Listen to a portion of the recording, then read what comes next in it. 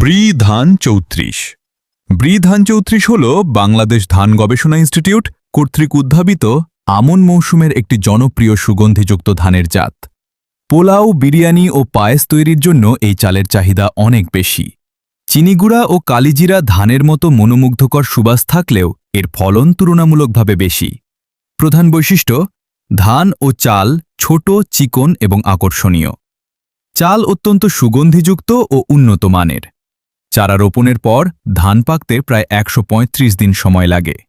এটি একটি আলোক সংবেদনশীল জাত, তাই কিছুটা দেরিতে রোপণ করলেও ফলনে তেমন প্রভাব পড়ে না।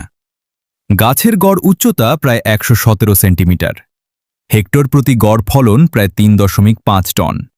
প্রতি শতকে গড়ে ১৪ থেকে ১৫ কেজি ধান উৎপাদন করা যায়। শুধুমাত্র আমন মৌসুমে চাষের জন্য উপযোগী।